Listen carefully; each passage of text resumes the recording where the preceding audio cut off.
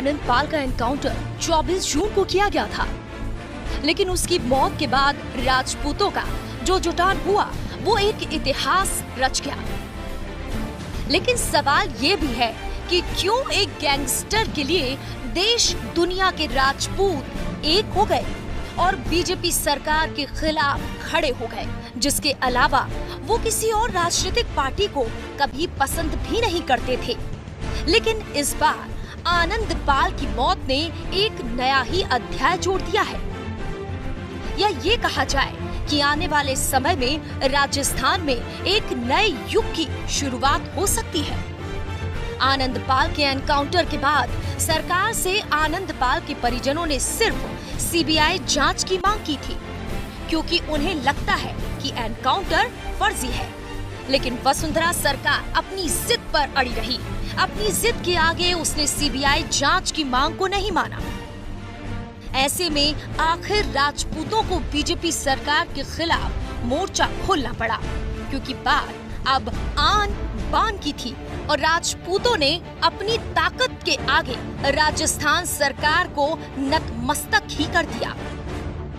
CBI जांच की अनुशंसा के लिए सरकार मान गई, लेकिन इस आंदोलन के बाद अब बीजेपी सरकार कहीं न कहीं राजपूत समाज के कटघरे में है।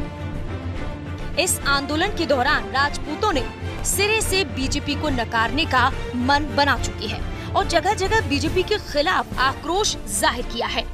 बीजेपी को सपोर्ट न करने की मुहिम छेड़ी गई है और बीजेपी के खिलाफ पोस्टर बैनर चिपका दिए गए हैं।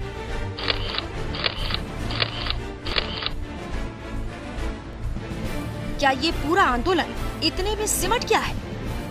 जिस आनंद पाल का मुद्दा देश विदेश में छाया रहा, जिसके लिए राजपूतों ने बीजेपी का बहिष्कार किया, क्या वो सिर्फ एक सीबीआई अनुशंसा की सहमति पर थम जाएगा, या अब राजपूतों के दिलों से बीजेपी उतर चुकी है?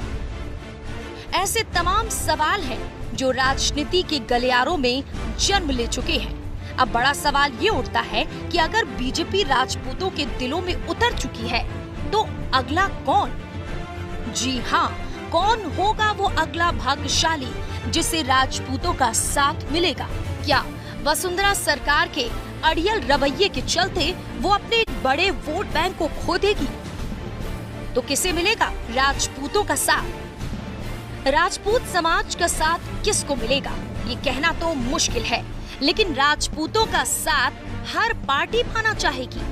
ऐसे में राजस्थान में बीजेपी की सबसे बड़ी विपक्षी पार्टी कांग्रेस राजपूतों का साथ जरूर पाना चाहेगी और राजपूतों के हक में हाल ही में राजस्थान के पूर्व सीएम अशोक गहलोत का बड़ा बयान भी सामने आया है। उन्होंने कहा है कि आनंद पाल के एनकाउंटर के बाद बिगड़ी स्थिति को आसानी से रोका जा सकता था, इसीलिए मुख्यमंत्री को उनके द्वारा सुझाव भी दिया गया था कि उनके परिजनों से बातचीत कर इस मामले का हल निकाला जाए। यानी कि राजपूतों का साथ पाने के लिए कांग्रेस उन्हीं की भाषा बोल रही है। अगर देखा जाए तो दूसरा चेहरा पूर्व सीएम अशोक गहलोत का ही है, क्योंकि राजस्थान में अशोक गहलोत गरीबों के मसीहा माने जाते हैं। अशोक गहलोत अपनी सरकार के दौरान राजपूत, जाट और ब्राह्मणों को साथ लेकर चले। ऐसे में राजपूतों को गहलोत से बातचीत का प्रस्ताव रखना चाहिए क्या? क्योंकि 2018 में आने वाला चुनाव बीजेपी की साख का चुनाव होगा। ऐसे में जाहिर है कि अशोक गहलोत राजपूत समाज की बात सुनेंगे। उधर आनंद पाल प्रकरण पर जिस तरह का अड़ियल और जिद्दी रवैया सरकार ने अख्तियार किया है, उससे अब राजपूत समाज इस सरकार को सबक जरूर सिखाना चाहेगी। उधर 2018 की तैयारियों का जायजा लेने के लिए बीजेपी के राष्ट्रीय अध्यक्ष अमित शाह का राजस्थान दौरा शुरू हो गया है। राजस्थान जैसे प्रदेश में जहां की राजनीति लगातार क्षत्रियों, जाटों और ब्राह्मणों के प्रभाव में ही रही हो, वहां जाति में माली और खानदानी पेशे से जादूगर के बेटे ने अपने आप को कांग्रेस के सबसे बड़े नेता के रूप में स्थापित कर लिया। वो 1998 में ऐसे समय पहली बार मुख्यमंत्री बने जब प्रदेश में ताकतवर जाट और प्रभावशाली ब्राह्मण नेताओं का बोलबाला था। अशोक गहलोत आज ग्वालियर राजघराने की बेटी और झालावाड़ राजघराने की बहू वसुंधरा राजे सिंधिया के सामने अकेले चुनौती है।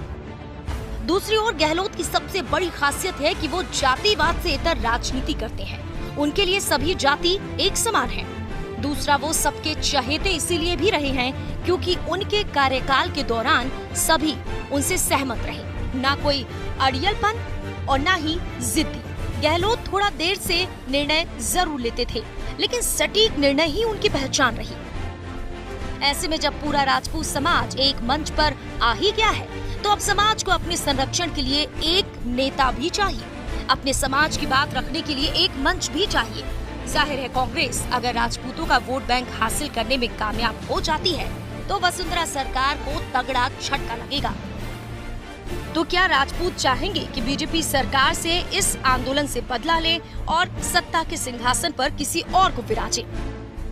बहरहाल ये आने वाले दिनों में साफ हो जाएगा कि राजपूतों का वोट किसे जाएगा और राजस्थान की सत्ता के सिंहासन पर आखिर कौन बैठेगा। न्यूज इंडिया के लिए स्पेशल डेस्क की रिपोर्ट। आप हमारे चैनल को YouTube पर सब्सक्राइब कर सकते हैं न्यूज इंडिया निम्स पर। इसके अलावा आप ट्विटर पर भी हमें न्यूज इंडिया 17 पर फॉलो कर सकते हैं। फेसबुक पर आप newsindia.nimsuni पर हमें लाइक कर सकते हैं।